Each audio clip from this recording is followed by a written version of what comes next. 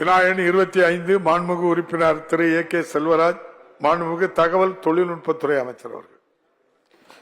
மாண்புமிகு பேரவைத் தலைவர்களே, கோயம்புத்தூர் மாவட்டத்தில் எல்காட் நிறுவனம் கோயம்புத்தூர் உலாங்குறிச்சியில் 61.59 ஏக்கர் நிலப்பரப்பில் ரூபாய் 107 கோடி முதலீட்டில் சிறப்பு பொருளாதார மண்டலத்தை SEZ உருவாக்கியுள்ளது.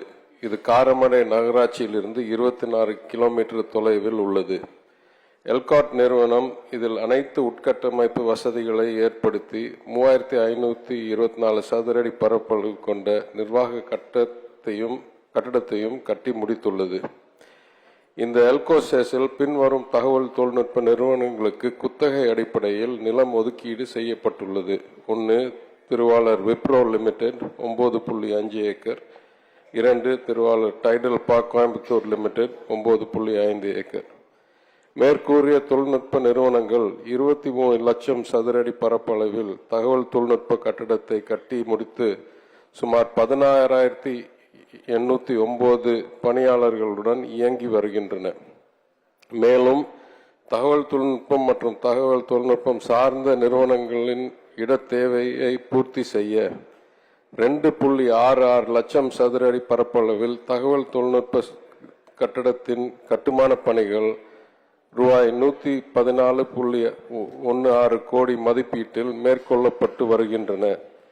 எனவே காரமடையில் கூடுதல் தகவல் தொழில்நுட்ப பூங்கா அமைக்க வேண்டிய தேவை ஏதும் இல்லை. மாண்புமிகு உறுப்பினர் A.K. செல்வராஜ். மாண்புமிகு பேரவைத் தலைவர்களே, தங்களுக்கு என்னுடைய வணக்கத்தை தெரிவித்துக் கொள்கிறேன். மாண்புமிகு மைக்கிட்ட பேசுங்க, கொஞ்சம் சத்தமா பேசுங்க. மாண்புமிகு முன்னாள் முதலமைச்சர் எதிர்க்கட்சி தலைவர் அண்ணன் எடப்பாடியார் அவர்களை வணங்குகிறேன். நீண்ட போராட்டத்திற்கு பின்னாலே எதிர்க்கட்சி துணைத் தலைவராக பொறுப்பேற்றிருக்கிற மாண்புமிகு உதயகுமார் அவர்களை பாராட்டி.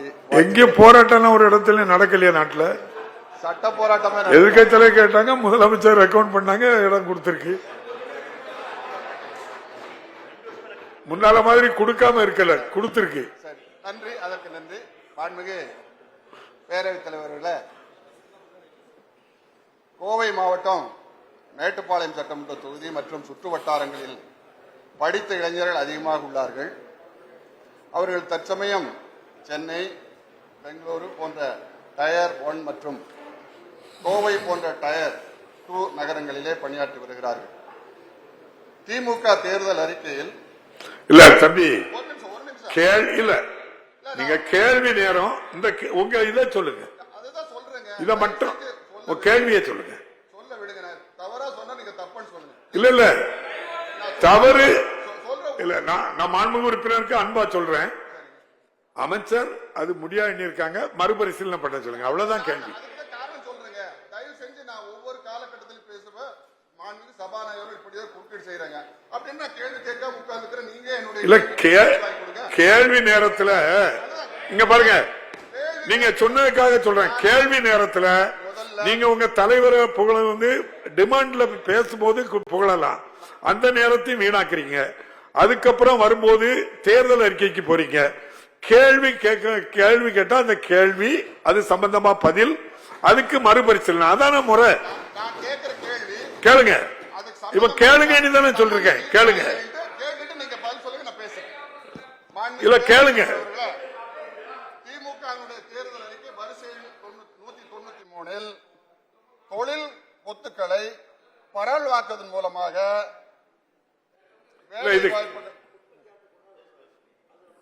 தொழில் கொத்துக்களை இல்ல நீங்க ஒரு நிமிஷங்க, இல்ல நீங்க உங்களை டிமாண்ட்ல நீங்க பேசும்போது எது வேணாலும் பேசுங்க.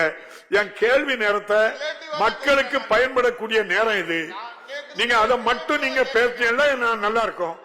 இல்ல அமைச்சர் ஒரு பதில் சொல்லிருக்காங்க, அதுக்கு நீங்க அடுத்த துணையா கேளுங்க. அதாவது தொழில் கொத்துக்களை பரவலாக்குவதன் மூலம் வேளாண்மை அல்லாத தொழில் வாய்ப்புகளை உருவாக்குவோம் என்று கூறியிருக்கிறார்கள். ஆகையினால நான் சொல்லுவது என்னவென்று சொன்னால், படித்த இளைஞர்கள் அதிகமான அளவில் மேட்டுப்பாளையம் சுற்று வட்டார பகுதியில் இருக்கிறார்கள். ஆகவே மாண்புமிகு அமைச்சர் அவர்கள் டைடல் மற்றும் எல்காட் மூலமாக பின்தங்கிய பகுதிகளுக்கு தேர்தல் அறிக்கை சொல்லியது போல இந்த தொழில் வாய்ப்புகளை அமைத்து தர முன்வருமா என்பது தங்கள் வாயிலாக மாண்புமிகு அமைச்சர் அவர்கள். அன்பு பேரவைத் தலைவர் அவர்களே, மாண்பு உறுப்பினர் வைக்கிற கோரிக்கை மிகவும் சரியான நியாயமான கோரிக்கை. ஏன்னா தேர்தல் அறிக்கையை தாண்டி இங்கே அவையில் நாங்கள் கூறியிருக்கிறோம். எனக்கு முன்னால் இருந்த அமைச்சர் அவர் அறிவிப்பில் கூறியிருக்கிறார், எங்கெங்க டியர் 2 சிட்டி இருக்கிறதோ அங்கெல்லாம் முடிந்த அளவுக்கு ஒரு ஐடி பார்க்கை உருவாக்கலாம் என்று. ஏன்னா இப்ப இவர் சொல்ற கருத்துக்கு நான் சில புள்ளி விவரங்களை சொல்ல விரும்பணும். இன்னைக்கு வேலை வாய்ப்பை உருவாக்குற துறை நம்பர் 1 என்னன்னா அது ஐடி தான். ஏன்னா மேனுஃபேக்சரிங்ல நம்ம எவ்வளவு முதலீடு கொண்டாந்தாலும் அதுக்கு நிலம் ஒதுக்குறது, கட்டுமான பணி எல்லாம் சேர்ந்த 2-3 வருஷம் 4 வருஷம் ஆயிரும். ஆனா ஐடியில கட்டடமும் இன்டர்நெட் கனெக்ஷனும் இருந்தா உடனே வேலை வாய்ப்பு உருவாக்கும். அதற்காகவே தான் மாண்பு முதலமைச்சர் இந்த துறையில் எத்தனை வகையில் நம்ம ஊக்கம் கொடுக்க முடியுமோ அதெல்லாம் சிறப்பாக கொடுக்கணும் என்று கூறியிருக்கிறார். அதோடைய விளைவுகளை நான் இன்னைக்கு சொல்லுகிறேன். சராசரி ஒரு ஆண்டுக்கு 4-5 மில்லியன் சதுரடி ஆபீஸ் கட்டப்படக்கூடிய இல்ல லீஸ் எடுக்கப்படக்கூடிய சென்னை மாநகர பகுதியில் சென்ற ஆண்டு ஒரு ரெக்கார்டாக 11 மில்லியன் சதுரடி புதுசாக ஐடி ஆபீஸ்கள் திறக்கப்பட்டிருக்கின்றன. இது தனிநபராக, நம்ம மாத்திரம் இல்லை, தனிநபர். அதே வழியில் எல்காட் நிறுவனம் 2 கட்டடம், அதாவது முன்னாள் ஆட்சியில் 3 கட்டடம் துவங்கினார்கள். ஒன்னு திருச்சியில், ஒன்னு கோயம்புத்தூரில், ஒன்னு சென்னையில். என்ன பண்ணிட்டாங்க, அந்த சென்னைக்கும் கோயம்புத்தூருக்கும் என்வாயரன்மெண்டல் கிளியரன்ஸ் இசி கிளியரன்ஸே வாங்காம கட்டுமான பணியை ஆரம்பிச்சிட்டாங்க. இப்போ அந்த கட்டுமான பணியை முடிச்சாலும் திறக்கிறதுக்கு வழக்குல யாரோ போய் போட்டு இது ஈஸி இல்லைன்னு நிறுத்தி வச்சிருக்காங்க. அந்த நீதிமன்றத்தில் போராடிக்கிட்டே இருக்கோம் அது திறந்து வைக்கிறதுக்கு. கோவையில் மிகப்பெரிய டிமாண்ட் இருக்கு, வளர்ச்சி அபூர்வமான வளர்ச்சி இருக்கு. கோவையில் இன்னைக்கு ஆபீஸ் ஸ்பேஸுக்கு அவ்வளோ பெரிய டிமாண்ட் இருக்கு. 2 லட்சம் சதுரடிக்கு கட்டடத்தை வச்சுக்கிட்டு திறக்க முடியாம திணறிட்டு இருக்கோம், ஏன்னா ஈசி வாங்காம கட்டிட்டு. ஆனால் இன்றைக்கு இருக்கிற சூழ்நிலையில் இந்த துறையில் ஏற்கனவே தனிநபர்கள் இந்த ஐடி பார்க் உருவாக்குறவர்கள் பெரிய நிறுவனங்கள் அவங்களா என தமிழ்நாட்டில் இருக்கிற திறமையை பயன்படுத்தணும் என்றதுக்காகவே அவங்களா கட்டடமும் கட்டிட்டு இருக்காங்க. எல்காட்லயும் முடிஞ்ச அளவுக்கு நம்ம பண்ணிட்டு இருக்கோம். இந்த ஈசி கிளியரன்ஸ் இப்போதைக்கு இந்த 2 லட்சம் சதுரடி சுமார் கோயம்புத்தூரில் திறக்கப்பட்டால் இப்போதைக்கு அது அவர் கேட்கிற வேலை வாய்ப்புகளை பக்கத்திலேயே உருவாக்கும்.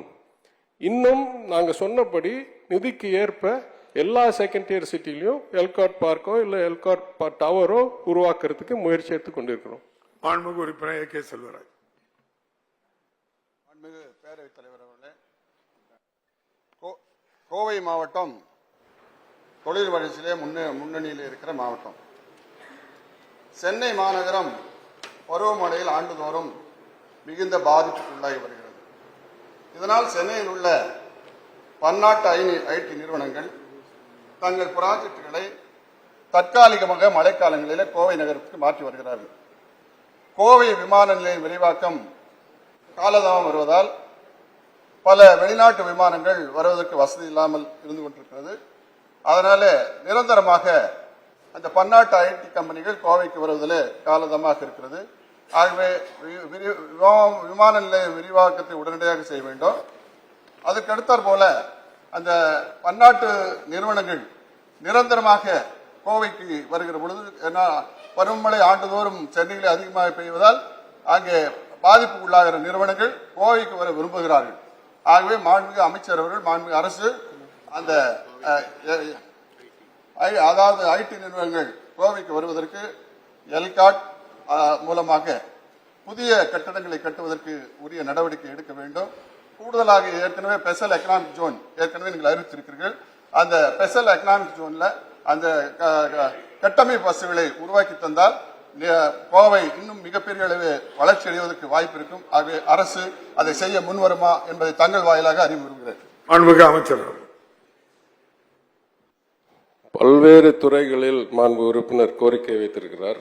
ஐடி துறையை தாண்டி, ஏன்னா விமான நிலையம் பாக்கி இதெல்லாம் கூறியிருக்கிறார். அதுக்கு பதில் சொல்ற எனக்கு உரிமை இல்லை வெவ்வேறு துறைகள். ஆனால் ஐடி துறையை பொறுத்த வரைக்கும் நான் கூற விரும்புகிறது, அவர் சொல்ற இந்த ரிஸ்க் மேனேஜ்மெண்ட், எங்க வெள்ள பாதிப்போ இல்லை பேரிடர் வர்றதுக்கு வாய்ப்பு இருக்கோ அங்கெல்லாம் கூடுதல் வேலை இருக்கக்கூடாது. அதே போல் ஒரே ஒரு ஊர்ல 10,000 வேலைக்கு பதிலாக அதை பிரிச்சு ரிடண்டன்சி டிபெண்டன்சி இல்லாம இருக்கிறதுக்கு பண்றது நாடு பூரா நடக்குது, உலகம் பூரா நடக்குது.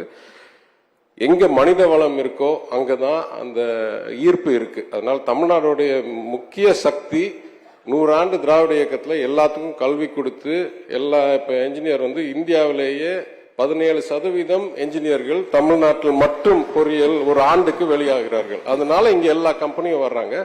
எப்படி நீங்க சென்னையை டீரிஸ்க் பண்ணி கோவைக்கு போகணும்னு பாக்குறாங்கன்னு சொல்றீங்களோ அதே மாதிரி பெங்களூரை டீரிஸ்க் பண்ணி ஹைதராபாத்தை டீரிஸ்க் பண்ணி சென்னைக்கு இல்ல கோயம்புத்தூருக்கு இல்ல மதுரையிலேயே புது 3 நிறுவனத்தை நானே போய் திறந்து வைத்திருக்கிறேன். ஐடியில் ஜென்பேக் உட்பட்ட உலக அளவில் இருக்கிற பெரிய நிறுவனங்கள்.